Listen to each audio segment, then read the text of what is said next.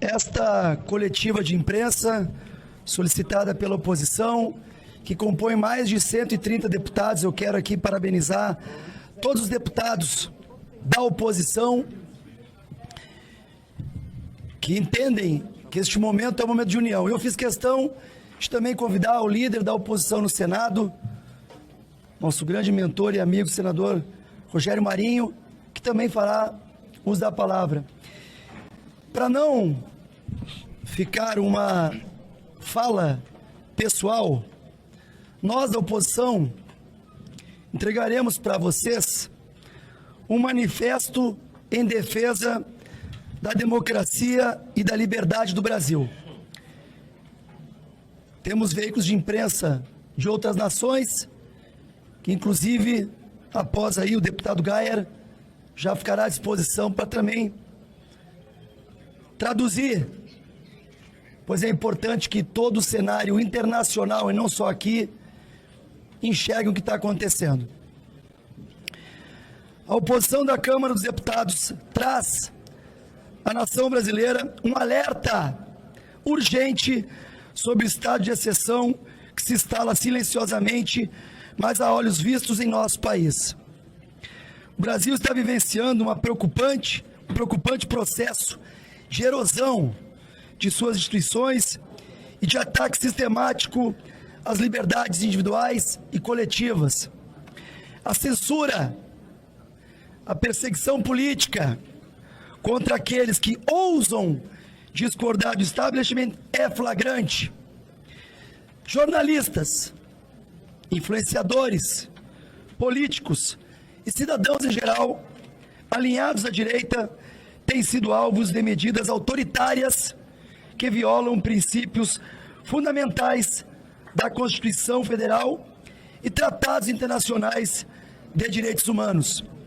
A liberdade de expressão, pilar de qualquer sociedade democrática, está sendo esmagada por decisões arbitrárias, censura prévia e prisões políticas que se tornaram instrumentos para calar vozes dissidentes. Isso sem contar os sem números de abusos contra as leis vigentes, com prisões sem fundamento jurídico idôneo, como no caso de Felipe Martins, preso por uma viagem jamais feita. A imprensa livre, que deveria ser um escudo contra o abuso de poder, tem sido alvo de tentativas de silenciamento por meio de processos judiciais seletivos, bloqueio de contas bancárias e remoção forçada de conteúdos críticos ao governo e ao sistema judiciário. Os jornalistas que ousam denunciar essa escalada autoritária enfrentam ameaças, detenções arbitrárias e restrições inconstitucionais à sua atividade profissional. Os advogados, por sua vez, são impedidos de trabalhar conforme previsto pela Constituição e pela lei, sendo forçados a defender pessoas investigadas sem ter acesso aos autos dos processos, nem ter conhecimento do que seus clientes são acusados. E quando tentam fazer sustentações orais ou despachar com os juízes responsáveis pelo estado de coisas inconstitucional que enfrentamos hoje, não são recebidos e apenas encontram portas fechadas. Além disso, políticos de direita estão sendo perseguidos de maneira implacável. Utiliza-se o aparato estatal para sufocar a oposição, criminalizar opiniões e restringir direitos fundamentais. A instrumentalização da justiça para fins políticos é um ataque direto à soberania popular e compromete o equilíbrio dos poderes, que deveria ser a base do Estado democrático de direito. A denúncia da Procuradoria-Geral da República contra o nosso presidente Jair Bolsonaro pela suposta tentativa de golpe de Estado, entre outros crimes alegados, mas jamais comprovados, representa mais um degrau nessa escalada criminosa contra a liberdade dos brasileiros. Trata-se de uma série de acusações desprovidas de evidências concretas que sustentem as graves acusações imputadas. Uma verdadeira peça de ficção, uma denúncia encomendada para gerar um resultado que todos já conhecem. Denúncia essa baseada em delações e presunções. Ao longo do processo, o delator foi alterando e omitindo fatos, situação mais do que suficiente para anular as delações. E a maior insanidade de todas, não tivemos acesso a tais delações. Apenas no dia de hoje foram retirados os sigilos das delações. Há outro aspecto que precisa ser veemente repudiado e refutado: insistência na tese de questionar a legitimidade do processo eleitoral, que seria uma suposta etapa para a preparação de um golpe. A denúncia tenta transformar o direito à crítica em delito, colocando sob suspeita qualquer pessoa que ouse discordar do nosso processo eleitoral e descuidando que tal direito é perfeitamente protegido pela Constituição e pelo Código Penal. As recentes decisões do Supremo Tribunal Federal nos fazem questionar: teremos possibilidade de defesa para o presidente Bolsonaro? Ou ele já entra condenado a 20, 30, 40 anos de prisão? É sempre bom lembrar que Bolsonaro será julgado por aqueles que se vangloriaram de terem derrotado o bolsonarismo. O sistema se esforçou como nunca para tirar Lula da cadeia e colocá-lo de volta no poder. Passados 2 anos de uma gestão catastrófica, esse governo biônico está caindo aos pedaços, impopular, incapaz de tirar o país de uma crise sem precedentes.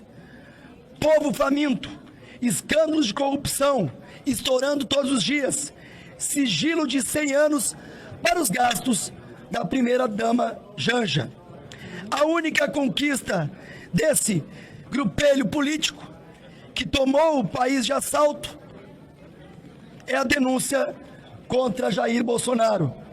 O sistema quer matar Bolsonaro politicamente, porque ele já aparece à frente das pesquisas contra o descondenado.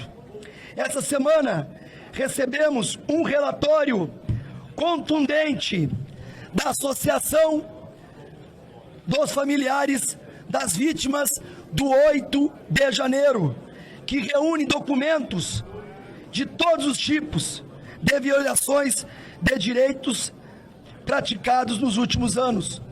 No momento oportuno, daremos a completa publicidade a este material.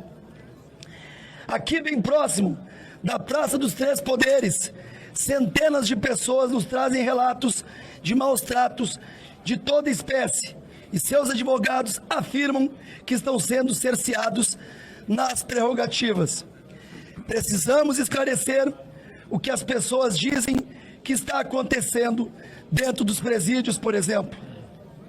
Uma pena que hoje, para alguns setores da OAB, as tais prerrogativas só existam para quem defendem o outro lado do espectro político. O Estado brasileiro mantém centenas de presos políticos e segue a caça de outros tantos. Diante desse cenário, não podemos nos calar. É nosso dever denunciar ao mundo o que está acontecendo no Brasil. Apelamos às organizações internacionais de defesa dos direitos humanos, à imprensa independente e a todas as nações que prezam pela democracia para que voltem seus olhos ao nosso país e pressionem as autoridades responsáveis. O momento exige coragem e união. Nossa luta não é apenas por um grupo específico, mas pelo direito de todos os brasileiros viverem em uma sociedade em que a liberdade não seja uma concessão do Estado, mas um direito inalienável. Hoje, a perseguição é contra a direita conservadora. Amanhã, quem será o próximo? Esse autoritarismo, esta ditadura constitucional que se instala sob o disfarce da legalidade, precisa ser parada. A história nos ensina que quando a liberdade de um é ameaçada, a liberdade de todos está em risco. A resistência democrática precisa ser firme. Exigimos os fins das perseguições políticas, a restituição das liberdades individuais e a garantia de um país onde a pluralidade de ideias seja respeitada. Não permitiremos que o Brasil se torne refém de um aparato estatal totalitário, repressivo e opressor, em que a minoria de poderosos coloca a maioria desamparada de joelhos. Para finalizar, reproduzo as palavras de homens públicos que vocês conhecem, para trazer um pouco de razão a este momento tão conturbado. Marco Aurélio Melo, ex-ministro do Supremo Tribunal Federal, abre aspas, a anistia não pode ser vista como algo pior que a Lava Jato. Marco Aurélio de Melo, ex-ministro do Supremo Tribunal Federal, eu continuo na tecla inicial, onde há a competência do Supremo Tribunal Federal em julgar um ex-presidente da República. Ministro José Múcio Monteiro, do governo Luiz Inácio Lula da Silva. Nunca houve ameaça de golpe. O golpista não precisa de Constituição, de livro, de regra. Eu acho que a gente tem margem para conversar sem viés eleitoral, sem viés partidário, sem polarização. A todos que nos assistem, lembre-se, o futuro da nossa nação depende da ação agora. No dia 16 de março, estaremos fora Lula e pela anistia aos presos do 8 de janeiro. Muito bem. Muito bem. Copacabana, 1 milhão de Senador Rogério Marinho, líder da oposição no Senado. 1 milhão. Só? Bom, de uma maneira muito sucinta, primeiro dizer que é importante que a oposição, aqui representada pelo líder Zuc e os demais deputados, mostre a sua indignação pelo momento em que estamos passando. Nós aqui viemos, já que representamos aqui a oposição no Senado da República, primeiro para corroborar tudo que foi dito anteriormente, né? Não vou aqui repetir os conceitos que foram proferidos de maneira bastante assertiva, onde se faz uma retrospectiva do momento que estamos vivendo, e eu diria da distopia que o Brasil passa, onde claramente há uma hipertrofia de um poder sobre os demais. E eu diria até uma invasão de direitos fundamentais e constitucionais dos cidadãos brasileiros. Nós afirmamos que este processo é inconstitucional. Primeiro porque atenta contra a dignidade das pessoas, do cidadão, contra o ordenamento jurídico, contra o princípio do juiz natural, contra o princípio da dignidade humana, contra a liberdade de expressão e de opinião. Porque toda narrativa que constrói, que engendra essa trama mirabolante que é apresentada antes pela Polícia Federal e agora pelo Ministério Público, é que um grupo de pessoas que representa um espectro político relevante da sociedade brasileira, ousou criticar o sistema eleitoral brasileiro. E essa ousadia tem um preço, porque vai na contramão da narrativa oficial do establishment brasileiro. Nós temos hoje o maior líder da direita conservadora declarado inelegível, porque reuniu embaixadores no exercício do mandato de presidente da República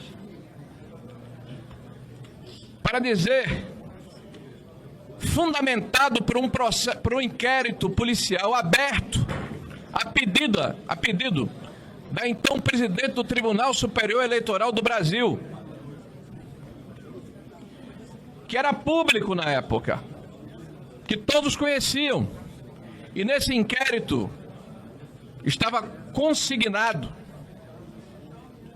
estava constatado de uma forma cabal, que durante 9 meses, o período da gestação de uma criança, um hacker havia invadido o sistema do Tribunal Superior Eleitoral e estava utilizando a senha de um ministro do Tribunal Superior Eleitoral, e que isso certamente mostrava a fragilidade desse sistema. Pois muito bem, em função desta situação, o presidente foi declarado inelegível sobre a alegação que fez infundadas acusações contra o atual sistema. Infundadas como? Por quê? Por quem? E vejam, que coincidência. Pouco mais de 2 dias depois, esse inquérito é declarado sob sigilo. Fazem quase 7 anos, foi aberto em 2018. Os senhores têm notícia de como encontra-se esse singelo inquérito? Parece que ainda não há término. Parece que a incompetência, parece que a inércia, parece que a letargia daqueles que deveriam dar um desfecho a essa ação que atinge de morte um sistema que deve ser absolutamente rígido. Porque numa democracia, líder Zulco e demais deputados, população brasileira que nos ouve nesse momento, não há nada mais importante do que a transparência e a confiança do sistema eleitoral, que é a base da democracia liberal que nós representamos. O que nós propugnamos, o que nós defendemos, é um sistema eleitoral que seja mais transparente, é um sistema eleitoral que tenha maior confiabilidade. Isso é crime? Esse é o crime de opinião que foi imputado ao senhor presidente Jair Messias Bolsonaro, que no inquérito apresentado pela Polícia Federal coloca como traço seminal inicial dessa ação 2019, o início da administração do presidente Bolsonaro, como se ele tivesse começado um mandato já se autogolpeando. Vejam os senhores o absurdo da afirmação que a Polícia Federal faz. E agora o Ministério Público Federal diz, não foi em 2019, foi em 2021, quando faz uma live e critica o sistema como se criticar fosse crime. E todos aqueles que criticam são cúmplices. Pois muito bem, senhor Gonet, Vossa Senhoria se esqueceu de incluir neste inquérito 229 parlamentares brasileiros que em agosto de 2021 votaram favoráveis à mudança desse sistema pelo voto auditável. Vossa Excelência cometeu um erro, já que afirma que aqueles que criticam o sistema eleitoral são criminosos e cúmplices para tentar derrubar o Estado Democrático de Direito. Ou Estado de Direito Democrático rima com os comunistas lá da Coreia do Norte.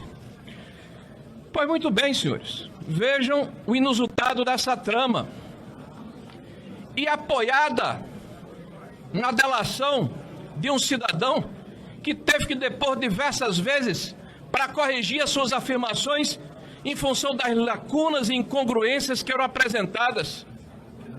A própria imprensa publica um desabafo onde ele diz: esse é um jogo de cartas marcadas, porque o enredo está definido, eu tenho que preencher essas lacunas. Como é que nós podemos acreditar na isenção deste processo?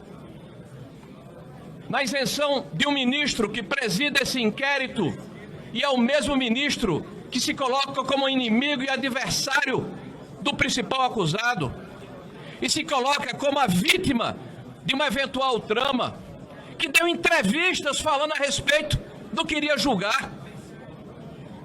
Deu entrevistas, senhores. E cadê a Lomã? Cadê a inércia e a imparcialidade da justiça? Nós estamos debruçados sobre a situação em que em 2023, pasmem, senhores, após o jogo começar, no final de 2023, quando vários haviam já sido julgados pelo episódio de 8 de janeiro, de repente, o Supremo Tribunal Federal muda o rito e diz que nesses casos, ao invés de serem julgados pelo Pleno, os acusados poderiam ser julgados pela turma. Muda o rito do processo no meio do jogo, quando todos já sabiam, e a imprensa preconizava, inclusive com vazamentos seletivos, que o presidente seria denunciado com penas combinadas de até 28 anos. A primeira delação do senhor Cid foi publicada pela imprensa, mas os senhores advogados não tiveram acesso a esses autos. E convenientemente publicadas para enfatizar o fato de que existia um núcleo duro composto pela senhora Michele Eduardo, coincidentemente quando um dia antes ou 2 dias antes haviam sido aventados como candidatos a presidente da República. Como crer na isenção desse processo? Quando vemos ministros do Supremo Tribunal Federal afirmarem que é necessário que este processo termine esse ano para não contaminar as eleições de 2026 e o devido processo legal e o respeito ao ordenamento jurídico e o direito de defesa daqueles que estão sendo acusados injustamente e a possibilidade de produzir provas, tudo isso vai por terra, porque nós não podemos contaminar o processo eleitoral. Nós estamos vivendo tempos estranhos, tempos desafiadores, tempos que nos levam a nos posicionar, porque se nós nos resignarmos e acharmos que isso está banalizado, ai do Brasil, ai da sociedade brasileira, ai da democracia brasileira. Hoje, muitos estão se sentindo confortáveis, porque há um processo tendencioso e parcial de boa parte do judiciário brasileiro. Não dá, meus amigos, acreditar na isenção de uma Câmara que tem entre os seus 5 integrantes, 2 indicados recentemente pelo atual presidente, que todos os dias critica e desqualifica o presidente anterior, em especial o ministro Flávio Dino, com declarações de que o presidente Bolsonaro é um serial killer, com declarações de que o presidente Bolsonaro é uma pessoa desqualificada. Esse cidadão, inclusive, era o ministro da Justiça do governo que seria eventualmente derrubado por esse pretenso golpe. Cadê a imparcialidade desse juiz, se ele seria um dos maiores prejudicados por essa ação? Este mesmo juiz que hoje é ministro, que por um azar da sorte conseguiu esquecer das imagens de TV que não foram entregues para elucidar eventuais dissídias e omissões das forças de segurança que deveriam ter impedido aquela depredação. Nós, senhores deputados e sociedade, não somos favoráveis à depredação, ao vandalismo, à invasão de prédios públicos. Nós achamos que quem fez e foi provado através da individualização das culpas deve ser responsabilizado, mas não com 17 anos, mas não com 14 anos, mas não com 15 anos.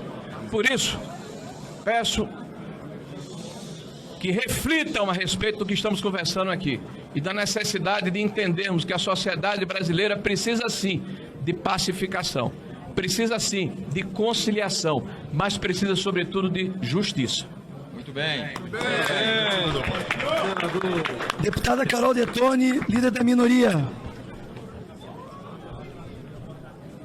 Essa denúncia da PGR de mais de 200 páginas está baseada em uma única prova, em uma única evidência. Uma delação do Mauro Cid, que teve idas e vindas, altos e baixos, mudanças na sua narrativa. E mais, uma prova frágil. Quero relembrar aos senhores, principalmente jornalistas, dessa reportagem de março de 2024, onde áudios vazados de Mauro Cid colocam claramente que Cid teria sido coagido a delatar e critica Alexandre de Moraes. E o que está aqui? Palavras de Mauro Cid. Eu vou dizer pelo que senti. Eles já estão com a narrativa pronta deles, é só fechar. Eles querem o máximo possível de gente para confirmar a narrativa deles. Eles são a lei agora. A lei acabou há muito tempo. A lei é deles. É eles são a lei. Alexandre de Moraes é a lei. Ele prende, ele solta quando quiser, como ele quiser, com o Ministério Público, sem Ministério Público, com acusação, sem acusação. Vocês acham mesmo que num Estado de direito essa prova é válida? Essa prova não vale.